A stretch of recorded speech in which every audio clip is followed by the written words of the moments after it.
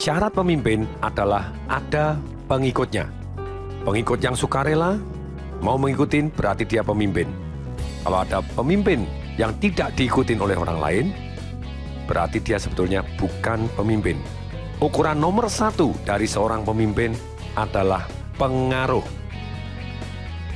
Entah Anda kepala rumah tangga, entah Anda guru, entah Anda pembicara, entah Anda pemimpin politik, entah Anda presiden dari sebuah perusahaan, entah Anda pemimpin sebuah negara, ataupun organisasi, atau bahkan militer, kuncinya adalah pengaruh.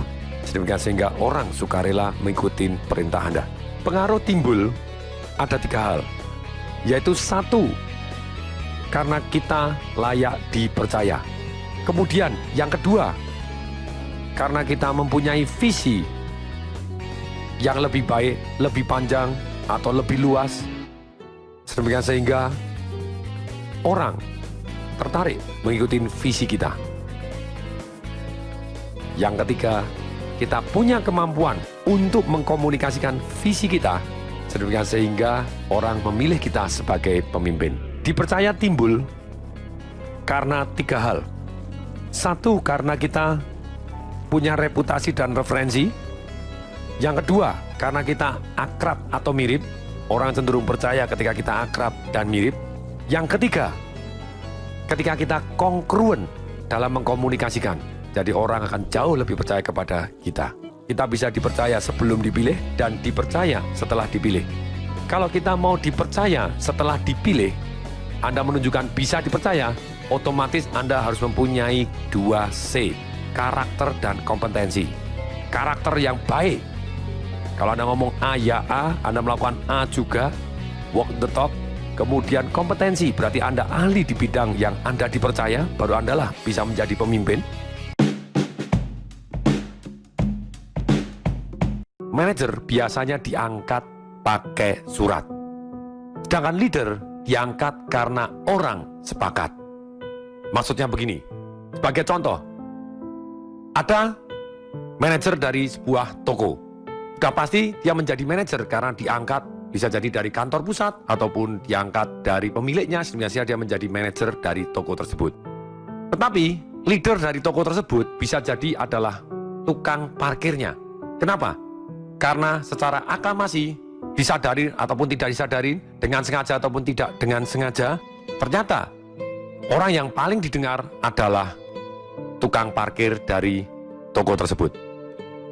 Mungkin karena dia lebih senior, mungkin karena dia lebih galak, mungkin karena dia lebih berkuasa, mungkin karena dia punya pengalaman yang lebih banyak, mungkin karena apa? Yang jelas, misalnya manajer tadi memutuskan parkir gratis. Ternyata tetap aja tukang parkirnya parkir ditariin dan semua sepakat bahwa parkir harus bayar. Berarti leadernya adalah tukang parkirnya. Kemudian berikutnya, manajer itu adalah orang-orang yang melakukan dengan benar. Sedangkan leader adalah orang-orang melakukan hal-hal yang benar. Bedanya apa? Manajer dengan benar. Contohnya begini, manajer ketika dia mau naik gunung, dia melakukan dengan benar, yaitu melakukan persiapan dengan sangat baik, melakukan latihan dengan sangat baik, kemudian mengatur logistik dengan sangat baik, mengatur timing dengan sangat baik, mengatur siapa harus mengerjakan apa dengan sangat baik. Kemudian akhirnya dia berhasil mencapai di puncak gunung. Setelah dia mencapai di puncak gunung, kemudian dia heran, ternyata gunungnya salah. Nah, leader, dia melakukan hal-hal yang benar. Jadi leader menentukan gunungnya mana yang harus dia daki terlebih dahulu. Yes, ini. Jadi yes, melakukan dengan benar itu adalah penting. Tugasnya manajer, seorang leader itu melakukan hal-hal yang benar. Gunungnya tentukan dulu, baru dia akan manjat. Ini yang kedua. Kemudian yang ketiga, manajer itu biasanya diangkat dari atas. Sedangkan leader didukung dari bawah. Misalnya seorang pemimpin daerah, dia diangkat dari atas, ditunjuk dari pemerintah pusat. Sudah pasti dia adalah sebetulnya posisinya manajer. Sedangkan seorang leader adalah ketika pemilihan langsung, dia dipilih paling banyak, berarti dia didukung paling banyak dari bawah, itulah adalah seorang pemimpin sejati. Kemudian berikutnya, manajer itu adalah mau tidak mau, karena dia diangkat pakai surat, ataupun diangkat dari atas, akibatnya mau tidak mau dia berfungsi sebagai manajer. Sedangkan leader biasanya adalah orang-orangnya sukarela. Maksudnya sukarela di sini, Secara sederhana digambarkan ketika kita ambil foto bersama-sama. Ketika ada orang yang memimpin, mengatur, ya lebih baik sebagian duduk di sini, bapak duduk di sebelah di sini, kemudian ada sebagian yang berdiri, sebagian lagi berdiri di atas kursi, ayo senyum semua, hati-hati itu wajahnya tidak kelihatan, ayo naik lagi ke sini, pindah ke sini, urutannya segini. Sebenarnya orang yang ngatur tadi tidak peduli dia adalah jabatannya paling tinggi atau jabatannya paling rendah, ataupun tanpa jabatan, yang jelas saat itu dia adalah seorang leader. Leader di sini dia sukarela, benar-benar sukarela. Bukannya terpaksa atau mau tidak mau, tapi dia sukarela mengajukan diri, dia memimpin. Atau secara sukarela, anak buahnya mengikuti dia. Ini adalah sukarela. Itulah pemimpin. Kemudian manajer itu mengandalkan yang kelima, mengandalkan motivasi. Menggunakan reward and punishment sehingga orang mengikuti aturan mainnya. Sedangkan leader memberikan inspirasi.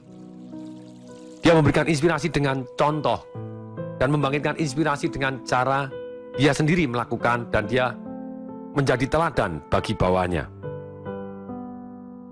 Kemudian yang keenam, manajer berfokus kepada sistem dan struktur, sedangkan leader berfokus kepada orang. Manajer sibuk dengan urutan cara bekerja, manajer sibuk dengan struktur dari organisasi, sedangkan leader dia perhatian terhadap orang-orangnya, sehingga orang-orangnya mendukung dia dari dalam hati, bukan karena terpaksa.